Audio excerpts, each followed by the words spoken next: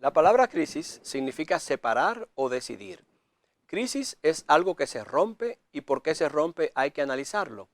El término significa análisis o estudio de algo para emitir un juicio, también criterio que es razonamiento adecuado. La crisis nos obliga a pensar, por tanto produce análisis y reflexión. La crisis o posible separación o rotura es un punto crucial decisivo. En la medicina es usado para referirse a un cambio brusco o profundo que puede llegar al punto que separa la vida de la muerte. Es allí donde los médicos tienen que analizar los síntomas y decidir si el paciente vive o muere.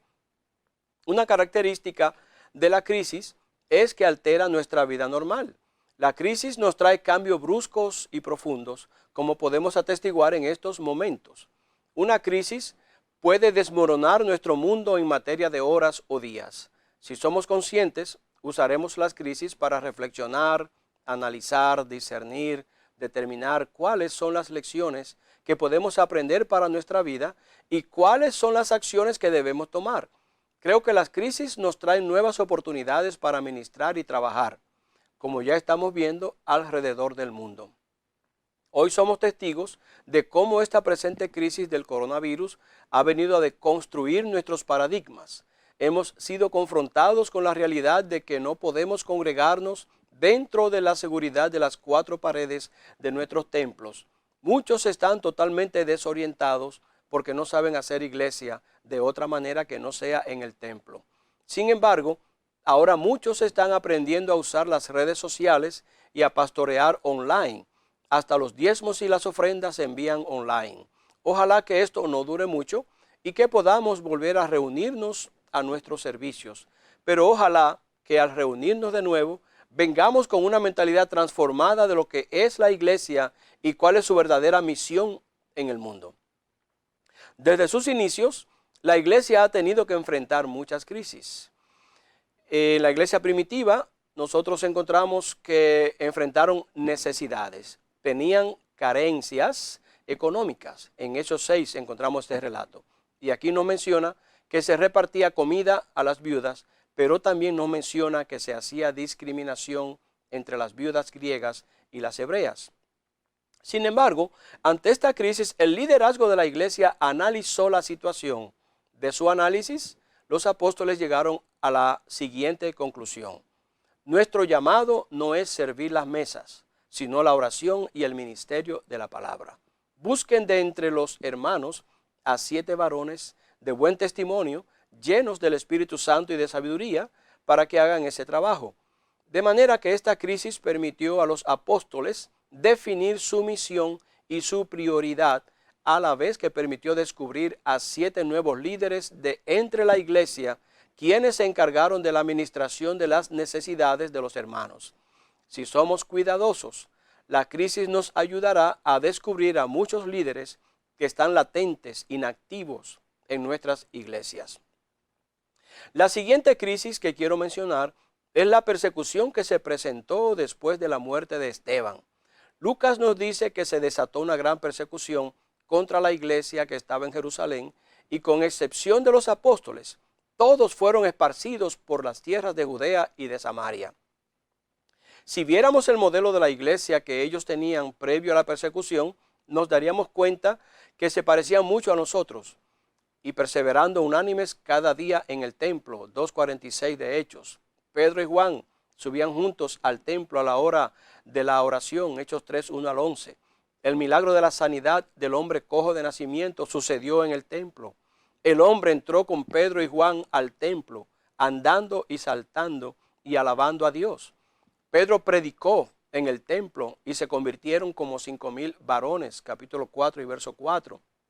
Estaban todos unánimes en el pórtico de Salomón, capítulo 5, verso 12. Después que los apóstoles fueron puestos en la cárcel por los saduceos, un ángel les abrió las puertas de la cárcel y les dijo que fueran al templo a anunciar al pueblo las palabras de esta vida. Y los apóstoles entraron de mañana en el templo y enseñaban, capítulo 5, 20 y 21. Pero la situación de la iglesia estaba por cambiar, ya que la persecución a los apóstoles y los hermanos iba en aumento, lo cual terminó con el apedreamiento de Esteban, Hechos 7:59. y que trajo como resultado la dispersión violenta de los hermanos. Ahora bien, ¿cuál fue el resultado de la persecución? Lucas atestigua que ellos iban por todas partes anunciando el Evangelio. ¿A qué se debió esto? Quizás la respuesta la tengamos en Hechos capítulo 2, verso 42, que dice: y perseveraban en la doctrina de los apóstoles, en la comunión unos con otros, en el partimiento del pan y en las oraciones. 4 cosas importantes de la vida de la iglesia que deben reflejarse en la manera como hacemos iglesia hoy. Lo primero es que los hermanos perseveraban en la doctrina de los apóstoles. La palabra usada aquí para perseverar significa continuar haciendo algo con un esfuerzo intenso, con la posible implicación de, a pesar de las dificultades, dedicarse a, seguir, persistir en. Esto quiere decir que el estudio de la doctrina de los apóstoles, lo cual entendemos que eran las enseñanzas relacionadas con la vida y el ministerio de Jesús, o el querigma, no era algo que se dejaba para cuando hubiera tiempo, después que los hermanos quedaran agotados por los cantos, las danzas, los anuncios, etc. Si podemos deducir por el orden en que están descritas las actividades de los hermanos de la iglesia primitiva, la enseñanza tenía la prioridad. Los apóstoles, después de su encuentro con el Cristo resucitado, entendieron y comprendieron las Escrituras de una manera totalmente diferente. Ya no solamente hablaban del Mesías prometido, que habían leído en Moisés, los profetas y los salmos, sino que ahora enseñaban del Mesías que habían conocido. El Señor les había abierto los ojos y el entendimiento, y ahora la palabra era viva para ellos. Como testigos oculares de la vida, muerte, resurrección y ascensión de Jesús al cielo, ahora estaban capacitados para enseñar a los nuevos discípulos. Así que, como vemos en el verso, la enseñanza ocupaba el primer lugar. Luego sigue la comunión unos con otros, el partimiento del pan y las oraciones. 4 elementos importantes para edificar las vidas de los hermanos y darles un fundamento firme que los iba a sostener más adelante cuando llegara la persecución. Cuando llegó la persecución, los hermanos iban por todas partes anunciando el Evangelio.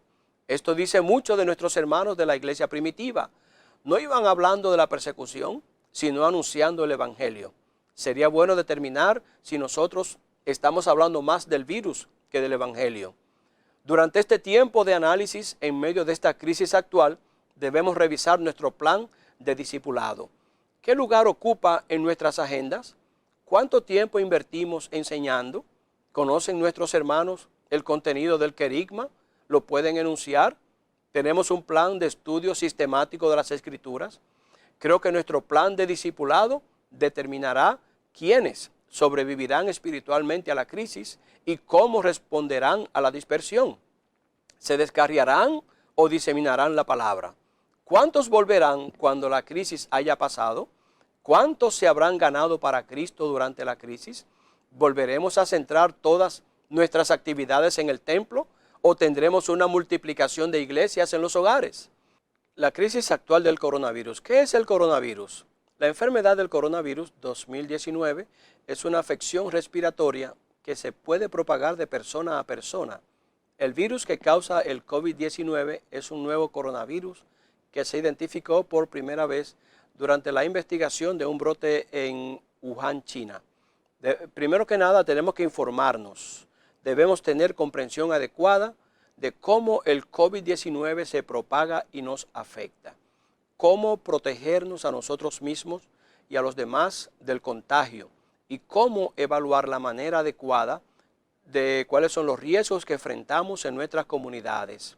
Debemos hacer caso de los infectólogos, que son médicos especialistas capacitados en la materia. Los periodistas y los políticos no son expertos en esta materia. En segundo lugar, debemos entender el riesgo de la congregación. También debemos realizar que nuestra prioridad es resguardar la salud y la vida de nuestros hermanos, de nuestra familia en Cristo. Entonces, ¿cuál debe ser la actitud de la iglesia? ¿Qué estamos haciendo? ¿Cómo estamos respondiendo? y queremos invitarle a una reflexión. Primero que nada debemos revisar nuestra eclesiología. ¿Cómo es nuestra eclesiología? ¿Es centrípeta o centrífuga? ¿Estamos hacia adentro o hacia afuera? Debemos revisar la manera como invertimos nuestras finanzas. ¿Podemos invertir el dinero más allá de nuestras iglesias? También podemos hacer un impacto en nuestras comunidades. Tenemos que revisar nuestra agenda anual. ¿Cuántas actividades estamos realizando cada año y cuál es el resultado final? Estamos haciendo campamentos, retiros, convenciones, conferencias. Entonces, de esas actividades, ¿cuál es el enfoque hacia el discipulado y hacia el sacerdocio de todos los creyentes? Que es preparar a nuestra membresía, no solamente para el ministerio en la iglesia, sino para trabajar en la sociedad. Además, debemos revisar nuestro enfoque hacia la gran comisión, comenzando por nuestra propia comunidad, siendo más solidarios. La solidaridad nos lleva a unirnos entre sí para fomentar el espíritu de comunidad y también nos guía a unirnos a otros grupos de manera que podamos trabajar por el bien común, por la cooperación y por el servicio bajo los sentimientos de fraternidad, justicia y cooperación. La iglesia primitiva nos enseña que el contenido de la solidaridad es comunión, comunidad y familia, que vive el mandato del amor y afirmar las relaciones humanas de ayuda recíproca. También tenemos que capacitarnos para el uso apropiado de las redes sociales. El Internet, la red o la nube, como se le llama, es considerado como el octavo continente.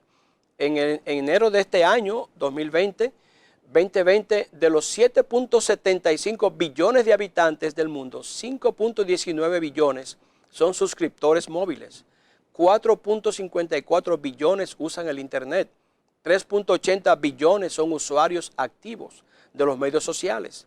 Así que el octavo continente no es una pila de basura en algún lugar lejano o Atlantis, sino que el octavo continente es el Internet con más de 4.54 billones o más de habitantes. Por lo tanto, si tenemos una audiencia tan grande, debemos prepararnos bien para predicar el Evangelio, las buenas nuevas de salvación, de paz, de bendición, esperanza y seguridad para un mundo atemorizado. Predique a Cristo, que es lo que la gente necesita hoy y siempre. En conclusión, queremos decirle que la crisis nos obliga a pensar, por tanto produce análisis y reflexión. La crisis o posible separación o rotura es un punto crucial decisivo.